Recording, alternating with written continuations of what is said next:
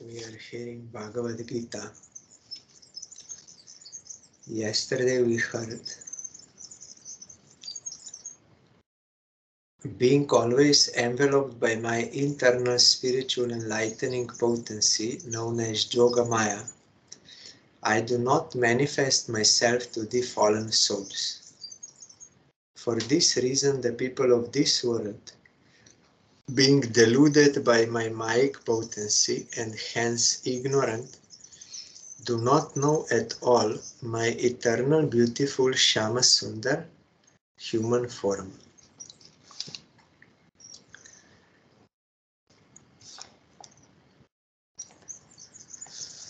Though they may see him in this world, but they will not recognize him as he is. What is the truth about him? Vedaham samatitani vartamanani charjuna bhavishyani cha bhutani mam tu vedana kaschana. Though my deluding external Mayic potency is dependent on me, yet, being her Lord, I am not overpowered by her. As the Supreme Lord of all being, intelligence, bliss, I know the past, the present, and the future. O Arjuna, even those who worship Brahman and Paramatman as my negative and partial immanent aspects respectively, do not know my beautiful Shama Sundar form as eternal because of their ignorance.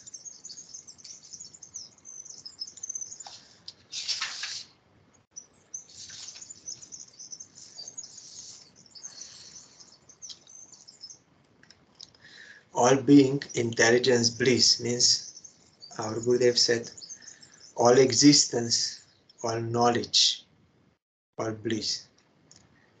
So even those who are Gyanis and Yogis, and they may realize Brahman and Paramatma, they do not know his beautiful Shama Sundar form as eternal because of their ignorance.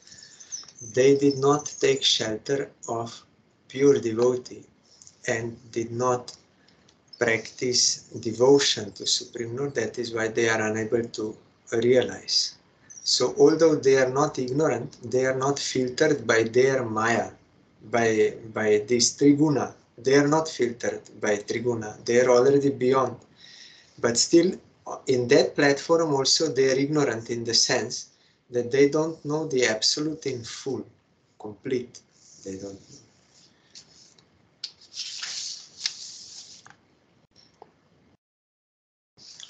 Ichadvesha samutena dvandva mohena bharata sarva bhutani samoham sargayanti parantapa. O Parantapa Bharata, Arjuna, the fallen souls, when they come into this Mayic world of creation, are infatuated by its opposites like pleasure and pain, etc., born of love and hatred. Explanation. I am intelligible to the spiritual senses of a free soul. Free souls, they are able to realize him. When he comes into this Mayic world of creation on account of the forgetfulness of his real self and of Godhead and abuse of his free will, O Parantapa, he is infatuated by its opposites, that is, its likes and dislikes, pleasure and pain, etc. He is then deprived of the faculty of his pure discrimination and is therefore guided by his wrong mentality. I manifest in every age through the agency of my Yoga Maya and expose myself to the visual ambit of the people at large. But as ill luck would have it, they fail to recognize my beautiful human form as eternal simply because of their ignorance. On the contrary, they consider my eternal beautiful human form manifested on the mundane plane as something material, subject to birth and death. It is like if someone is addicted to some drug or something, then under the influence of that drug, he is guided by that addiction, wrong mentality, guided by wrong mentality. When Jiva abuses her free will and wants to enjoy this Maya, then when she's under the influence of Maya, then she's always guided by that wrong conception of self, wrong desires always. So that is why in Bhagavatam it is said,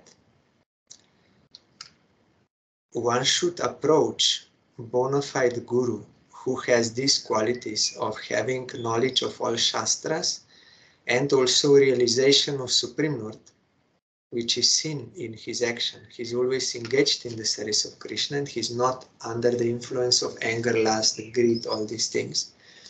So such realized pure souls, one should approach him humbly and inquire from him about Shreya Uttama.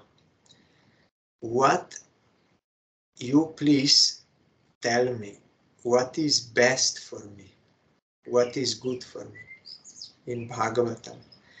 And in Chaitanya Charitamrita we see Sanatana Goswami also, he played the pastime of being such votary. He approached Chaitanya Mahaprabhu and he said, everyone is respecting me. Then Mahaprabhu said, yes, it is right.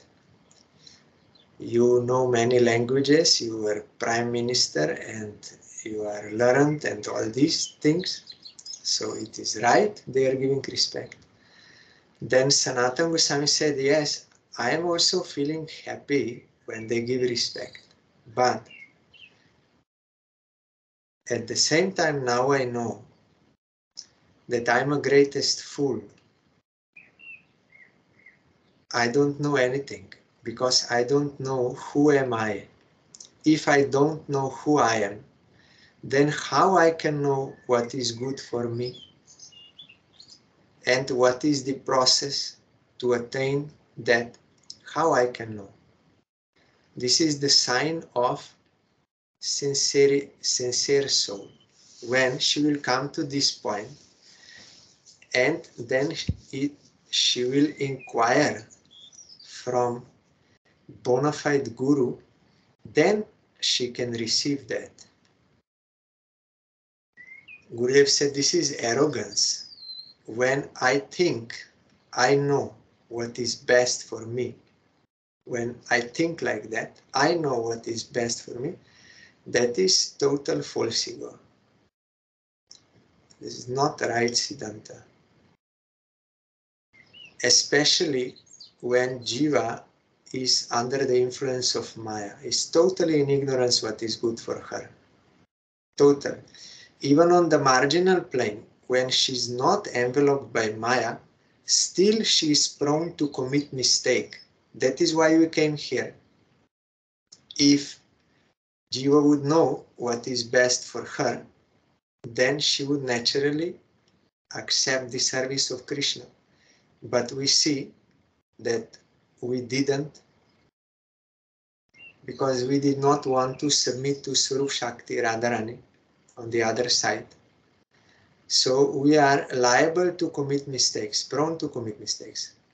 On the marginal plane, because we have not so much knowledge and experience, so we commit this mistake. But once we commit this mistake, and again, more we are enveloped by Maya, like being addicted, then what to speak of those, of that state, how Jiva can know what is good for her. If already on marginal plane she committed mistake, possibility is there. Then what to say about when already enveloped by Maya? How? That is why Krishna means in Bhagavatam it is there. You have to ask Gurudev. He knows what is good for you. Best. He knows. Krishna knows, Guru knows. And also, they love us more than we love ourselves. They are more well-wishing to us, Guru, Vaishnava, Bhagavan, more greater well-wishers than we are to ourselves. So as long as I think, I know, only I know what is good for me, what is best for only I know, then that is false ego. It is not proper Siddhanta. And because I love myself, so I know how others will know. But we committed mistake and we are under the influence of addiction. That is why Bhagavatam says that actual eternal welfare or actual eternal, what is really good for us, we have to receive it from bona fide Guru. For that we have to submit to him. As long as we are not ready to do this, then we will go on in Maya, surely. But only inquiry is also not enough from Gurudev inquiry.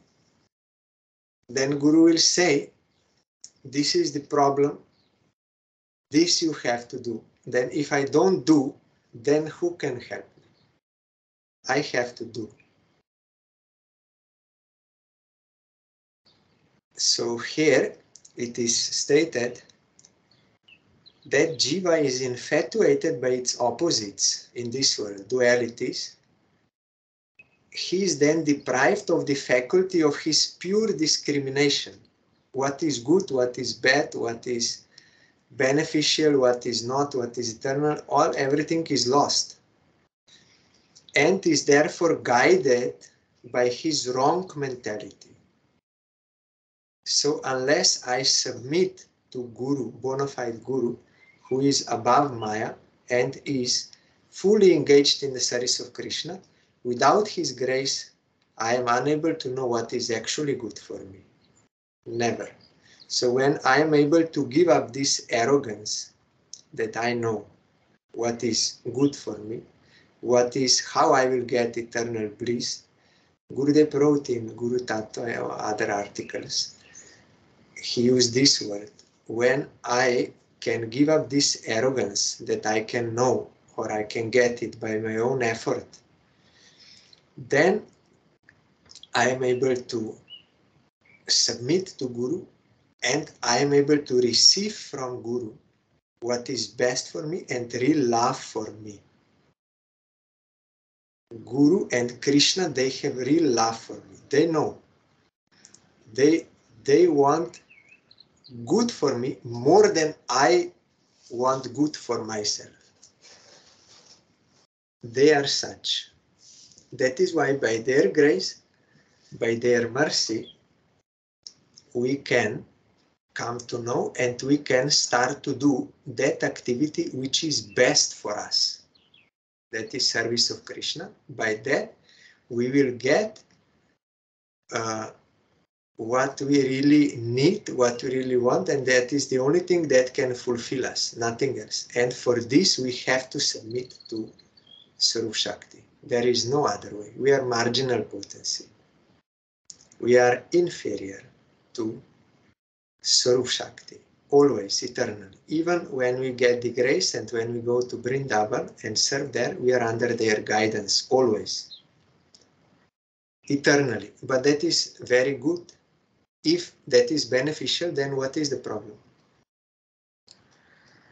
We don't want to be slaves. We want to be independent. We want to be God. We want to be all these things. But for that, we have to pay some price. That price is severe suffering. and continuous severe suffering. So that is the consequence. But if we submit to Swarup Shakti, then we will be happy. Then who is more intelligent? Who is better? By the fruit we can know the tree. So we are guided by this wrong mentality. And although Krishna is saying, I manifest in this world by my Yoga Maya, but they are not able to recognize me, that I am eternal.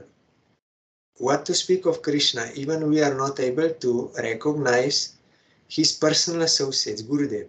Gurudev is not ordinary human being, mortal, not. Maybe we see like that outwardly, but he's not. So we need the guidance of Guru and Krishna for our real welfare. When we gather enough Sukriti, then we are able to understand this point and able to submit. And then according to our capacity, we are able to accept his teaching. There are degrees, different degrees of surrender to Guru, and accordingly we can get the release from Maya and all problems created by Maya up to that degree. And ultimately we have to come to the point of unconditional surrender. Means I have no condition. Gurudev, give me this. Or I am afraid, what if he will say this or something? No, when I have such faith that he knows what is good for me, so I will have no any idea. I will totally give up, remove all my well-wishing ideas. That is ignorance. When I am able to give that up and be unconditionally fully surrendered to Gurudev, like we see, Gurudev to Parangurudev, absolute surrender, because he knows he is my well-wisher. He knows what is best for me. I will do what he will say.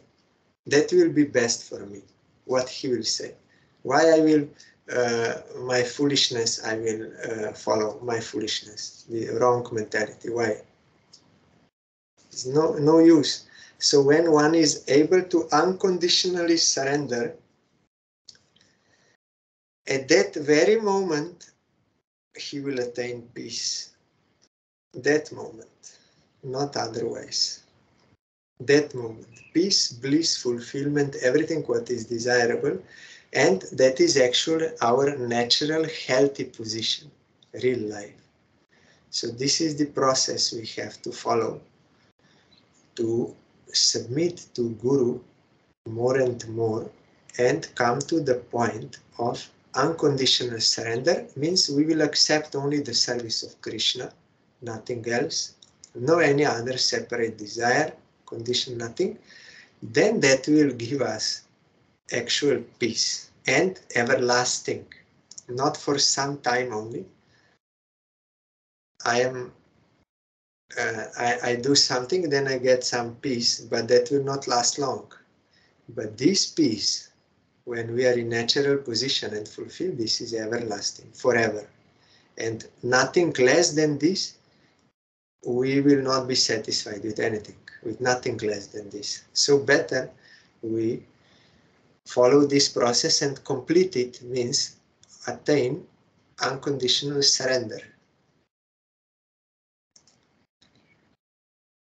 So those who are failing to recognize Krishna who he is, or Guru who he is, on the contrary, they consider my eternal beautiful human form manifested on the mundane plane as something material, subject to birth and death. So why I will follow Guru? He is no better than me. I am better. So this mentality is there. If I would not have such mentality, then I would follow Gurudev. If I'm not following Gurudev, it proves I think I know better. It is proved, sure, but for that I will have to suffer. Once Gurudev told me in Delhi, if you don't accept this, what is the reality? He told me, you are particle of consciousness, not gross and subtle body, and you belong to Krishna. Then I said, but how to realize or something I said. Then Guru said, if you will not accept this, then you will have to suffer. It is like this, a fact, unchangeable fact. Also, I found one article from Gurudev, or maybe it was from some Harikatha, but I saw someone removed one sentence from there. But that sentence is very important. Maybe that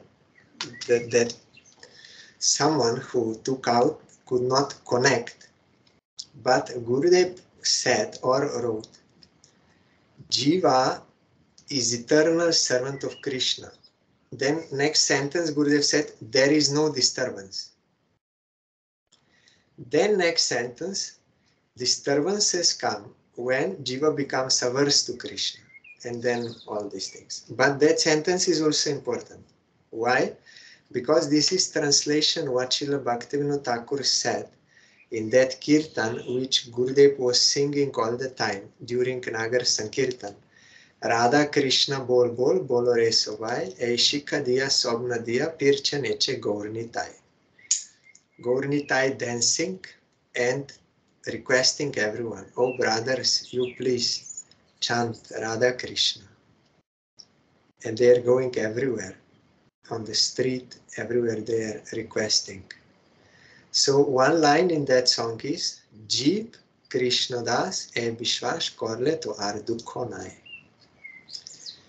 When you realize this, I am eternal servant of Krishna, there is no disturbance. When you are in your natural position, Jiva is eternal servant of Krishna, there is no disturbance.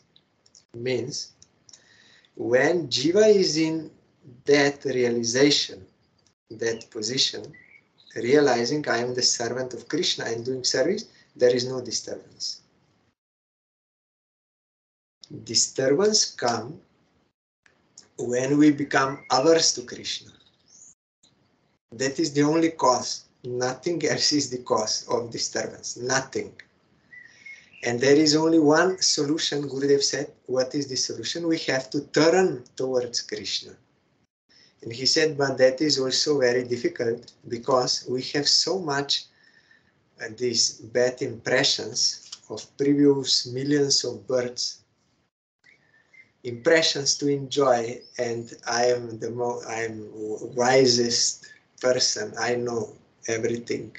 So these impressions are there within us. So it is very difficult to turn towards Krishna. Why? I know better. So why I will turn to Krishna? Why I will take shelter of Krishna?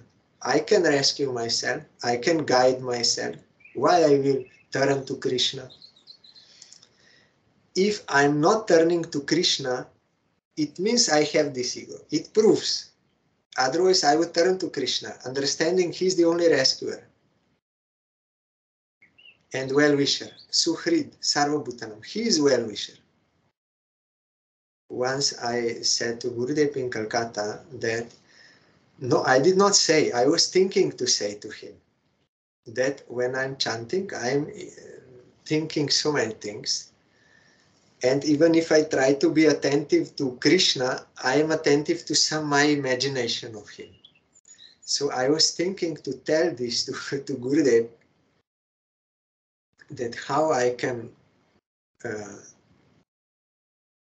properly do thinking only. Then when Gurudev came after watering Tulsi, then when he saw me there, then immediately he understood everything and he asked me, you have any difficulty? Then I did not say by words, only I showed by fingers, yes, some difficulty I have. By fingers I only showed. Then immediately Gurudev smiled and said, you should always think of Krishna, because he will rescue us, isn't it? Then what you will say when Gurudev says? At that time we all agree, because it is a fact, and Gurudev knows, he is realized in that fact. So you should always think of Krishna, he will rescue us. But I'm thinking of others and I'm thinking of my own power. So I'm not thinking of Krishna, because I did not realize this fact. I'm in false ego. So Gurudev said, he will rescue us, isn't it? Then I said, yes. Then he said, you should think what Krishna wants. That you should think. But what I'm thinking, I know. But Gurudev gave what is beneficial to think. You think what Krishna wants. Because he's the master, we should serve him. What are his desires, that we have to fulfill. And then you should do that. You should do that what Krishna wants. You should serve him. Then you will be rescued, you will be peaceful, blissful, everything. But obviously I did not yet do this. Why? Because I have so much this false ego there. I know better, I know what is everything. So that is this is misfortune, but it can be cleared. Okay, by the grace of Gurudev, his association, and following as more and more following his instructions, then I can come to this point one day. Gurudev said one day it will happen in your life when you will want only service of Krishna, nothing else. Then that same moment you will get darshan of Krishna, same moment, not with any delay. So it is possible, but we have to do some penance. We have to do what Guru wants, not what we want, but what Guru wants. That is penance for austerity, for our false ego. That is submission. If Gurudev says something, if I do that, that is submission. If I think no better, I should do something else, then that is false ego. And Gurudev said, you will have to suffer. No one is to be blamed. You are your own cause of your own sufferings by wrong actions. So they think Krishna is born, he died. So what? Why he's better than me? Why I will listen to him? Guru was born and he died. He's suffering. So what? Why we listen to him? That is misfortune. Not realizing the fact. Who is my real well-wisher? He is more well-wisher to me than I am to myself, actually. And he knows what is for my welfare, more than I know. Not more, I cannot know without his grace. If I would know, then how I am in trouble? Why? No one wants to be in trouble, but I'm in trouble. So if I knew, then by logic, I would not do something which is harmful to me. The fruit is there, I'm in trouble. So it must be something wrong. But false ego immediately comes in and say, yes, of course it is wrong. Others are guilty. That is the problem. You did everything right and others are causing problem. So they are to be blamed. Then again, I'm pacified. My ego gives solution immediately. But that is, it will not work. Still there will be disturbances and everything. Until I will really submit to Guru unconditionally. Till that time there will be problems. There is no any other problem anywhere except in my false ego not following Gurudev.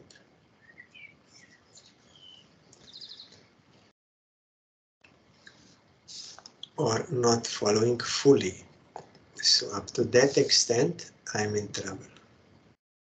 Yesham tvanta gatam papam jananam punya karmanam te dvandva moha nirmukta bhajante mam dridha brataha. Yes, now this is the proper.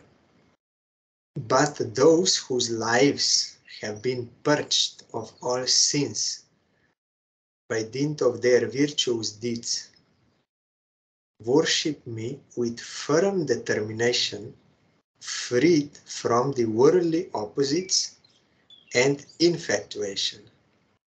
Explanation: those who are sinful and demoniac in nature are debarred from any access to transcendence. Gurudev said that realm is not shield, it's sealed, closed, totally closed for you, sealed. But those who lead at first a pious life in obedience to the Shastric injunctions and by dint of virtuous deeds have their lives purged of all sins, take recourse to Nishkama Karma Yoga, and then Jnana Yoga, and lastly Dhyana Yoga, all of which instill them with pure intelligence, with which they are enabled to visualize my eternal beautiful Shama Sundar form by virtue of their transcendental perspective. Yes.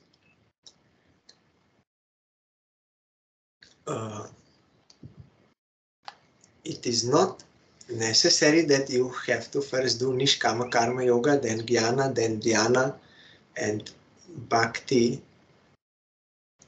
By the grace of Mahaprabhu in this special Kali Yuga, what you have to do is Sadhu Sangha,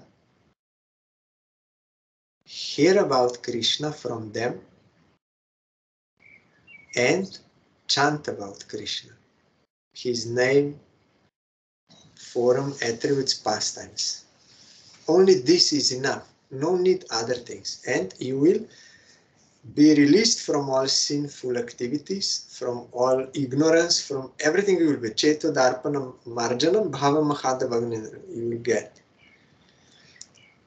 And you will get Shri of Kairava Chandrika. Gurudev said, then appearance of Supreme Lord will come. Shri of Kairava Chandrika. Eternal welfare. Krishna is eternal welfare. He will come. The devotion and in transcendental perspective. Gurudev used to like to repeat that translation of a verse of Sai Maharaj. When one is enlightened by the knowledge by which ignorance is destroyed, then his knowledge or this knowledge will reveal everything as sun lights up everything during daytime. Guru said this is not intellectual knowledge, it is self-effulgent knowledge, means Supreme Lord. When he will appear, it is like the appearance of sun on the horizon, which will remove all darkness and which will show himself, sun will show himself, and also all other things in proper perspective, means right perspective, as it is. So here these devotees, they can see Shama Sundar form by virtue of their transcendental perspective, transcendental vision, and they will see everything in proper way. One devotee once came to Gurudev and said, you please tell me about my Siddha Deho. What is my name, age, seva, or you tell me. Then Gurudev said this verse, when one is enlightened by the knowledge by which ignorance is destroyed, means it is revealed to you. It is not that by some information you can realize that. When you submit to Krishna and he appears to you, then you can understand. Gurudev said, when that self-effulgent knowledge will appear, then you can see yourself and everyone else, all other jivas, in their proper perspective, means in transcendental perspective, who they are. You can see everything. Still, that devotee was not pacified by this answer, and he said, "No, Maharaj, you please tell me, you please tell me." Then Gurudev looked into his eyes more uh, like this. He little leaned forward, and he looked into his eyes. When you will want that, you will get it. Then that devotee realized what Gurudev meant. Then he was silent. Because Gurudev knows what is that, what is Siddhadeha. That is when you want to serve Krishna, when you are eager to serve Krishna, that is your Siddhadeha. You realize everything. But if I only want some information for the sake of knowing or something, then that is not you are desiring the seva of Krishna. You are desiring something else. So if you come to realize the sadhu and you ask for Siddhadeha, but you actually don't want the service, then what he can say? Gurudev revealed everything to him. That Siddhadeha means service. If I don't want the service of Krishna only service of him, then what I can know about Siddhadeha? Perfected spiritual body, what I can know? If I don't want to serve Krishna, I want something else. If I want something else, how I can realize Krishna? How I can realize who I am? How I can, if I have some other desires? Even though I peg them in the forum as if I actually want the service of Krishna, but that is not correct. Realized devotee and Krishna, they can see what we want, even if in the garb or in the package of like service to Krishna, it is not. They know. They know everything. We cannot deceive them. They know, Gurudev also said, they know before you know. They are inside your heart. What you are thinking, they know even before you know. And they know better, more about you than you know about yourself. They know everything. So how you can deceive them by saying something, Nadhanam, Najanam, Nasundari. Oh Krishna, I don't want nothing, I only want you. Krishna knows what you want. Maybe it is subconscious, but it is there. We are not.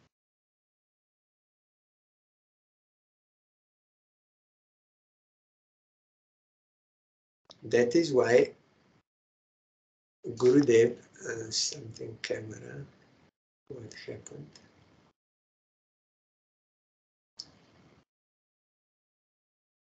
Something happened with camera, 1 second.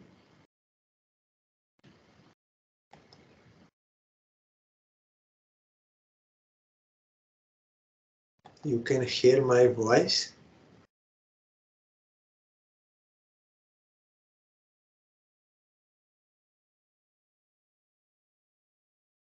Everything stopped now.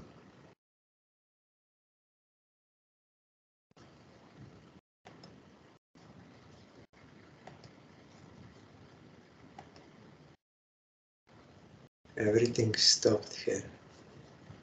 1 second, I will hang up.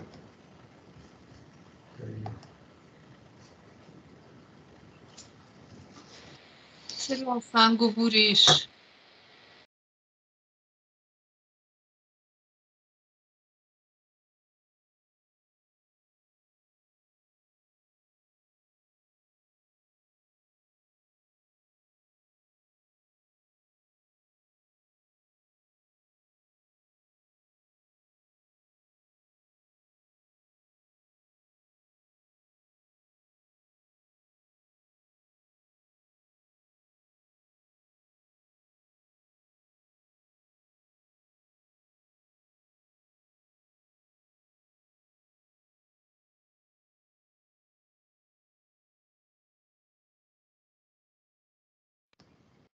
You can see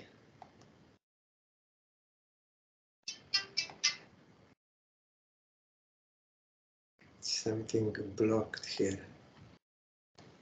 Okay. So we cannot deceive Bhagavan. It is impossible. Because he knows everything. That is why Gurudev said, when really you will want only him, then you will get him immediately. And when you will want his service, you will get your Siddha Deha. You will realize who you are in relation to Krishna. Because when Krishna appears, automatically you are also revealed in his light. Like sun lights up everything. So such guidance we need, realize the soul. And it is very difficult to actually unconditionally accept his instructions because of burden of our false ego is there. But this is natural. It takes some time. Gradually we can overcome by sincere practice and by getting experience of suffering when we do not submit. So these both go side by side, then more and more we will be ready to submit to Krishna and less to enjoy other things. Then one day we can come to unconditional surrender and we will get everything. So here it is written like one will first follow Shastra, Nishkama Karma Yoga, then Jnana, all this, then he can gradually realize. But by the grace of Mahaprabhu, there is also direct process. That is, directly you hear from Krishna, from pure devotee, and you engage yourself in his service by beginning with chanting of his name and other services. Then you will clear all your anarthas and everything, and you will get pure devotion. Those who are endowed with it, with the realization or this transcendental perspective, are released from the mundane associations and worship me with ardent devotion and love. Means very strong, determined, determination, because they came to that transcendental platform, so there is no obstacle. That is why they are very firm. They will not shake and here and there. Even at the stage of Nishta, when anarthas, gross anarthas are subdued, even at that time, that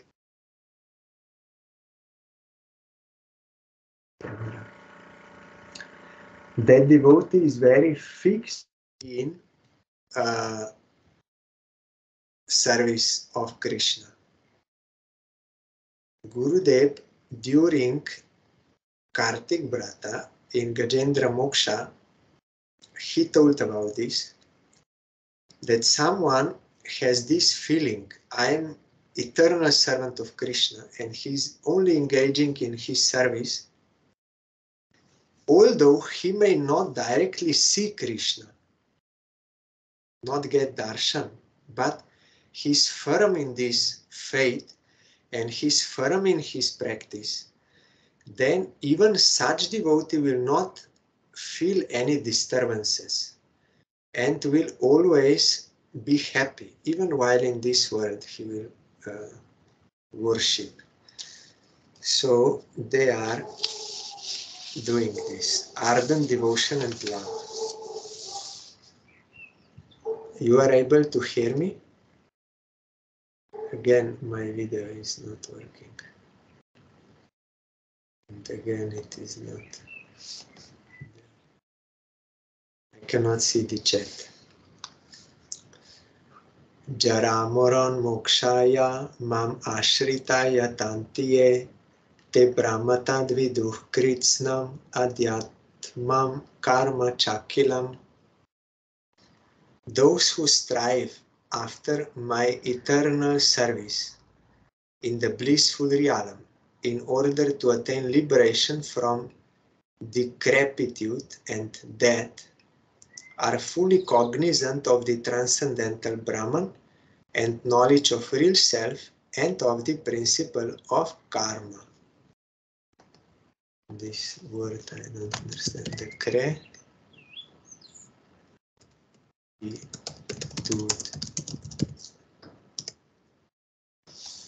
Explanation.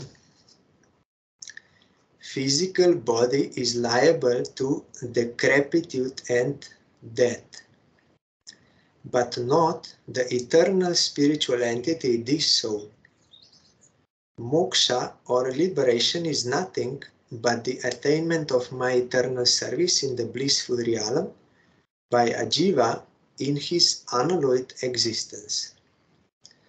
The endeavor of the neophytes reaches its climax when they seek after the attainment of that liberation, bereft of decrepitude or death, by means of sadhana bhakti.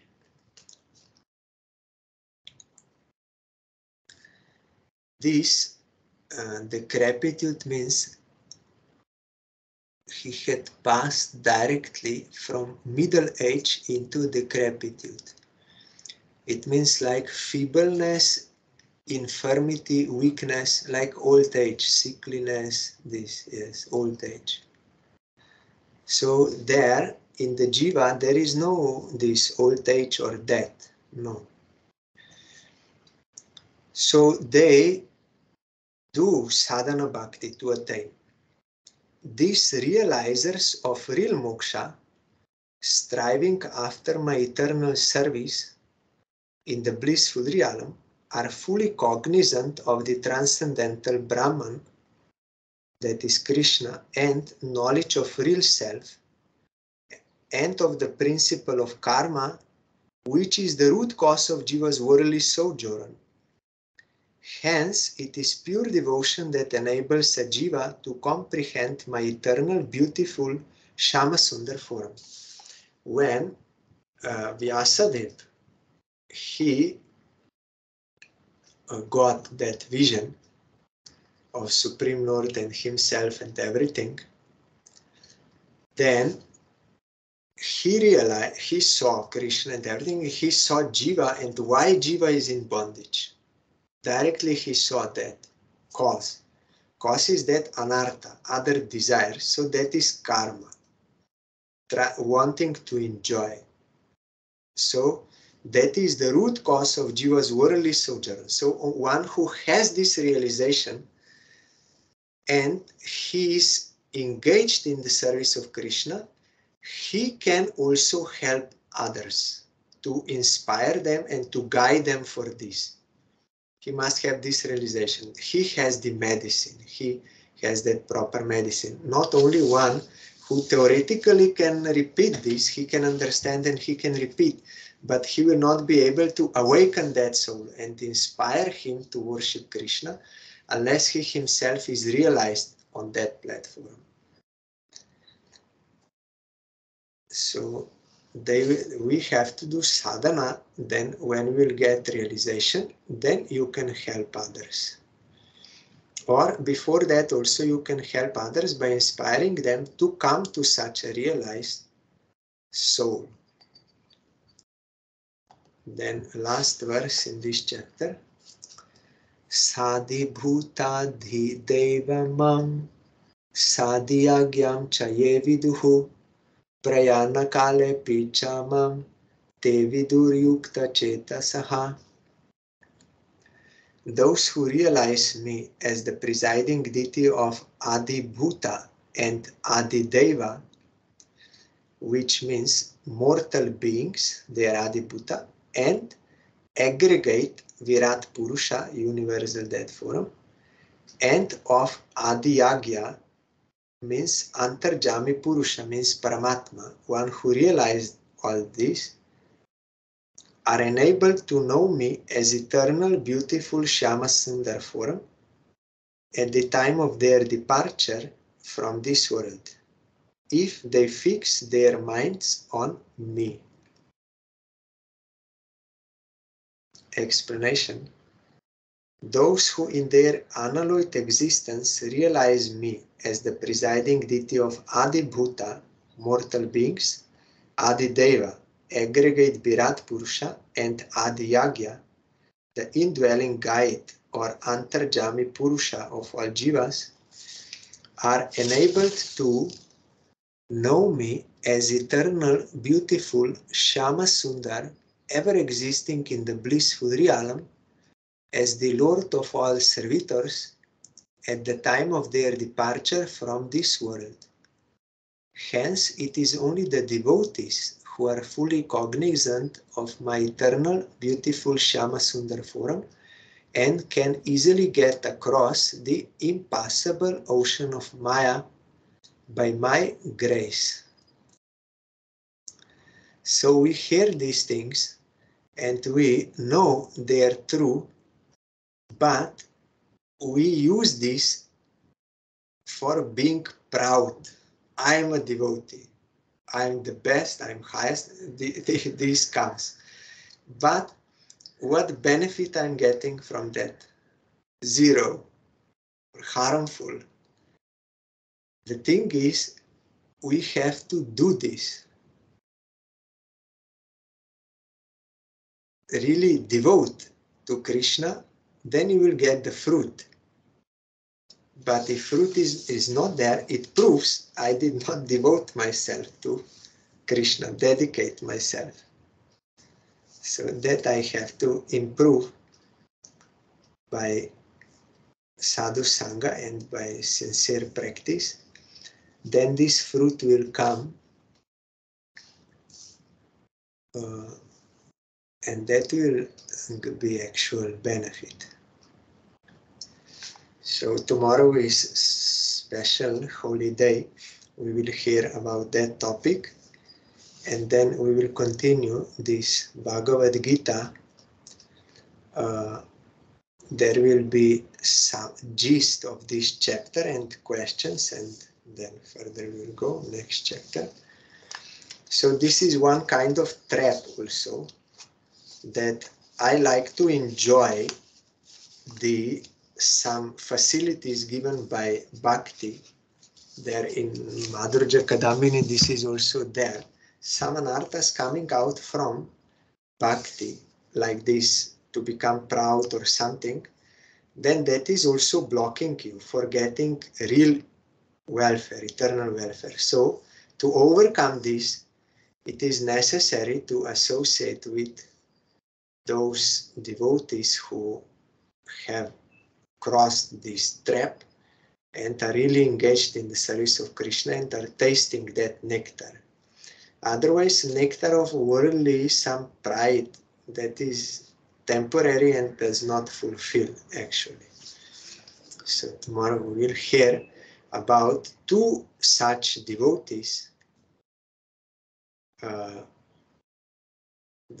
Baladev Vidyabhushan and Ganga Mata Goswami. They are pure devotees, and also Ganga Devi appearance. She is also pure devotee of Supreme Lord, Ganga Devi. So by their grace we can progress in devotion.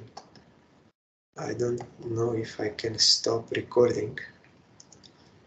Can anyone else press that stop recording, or what will be there?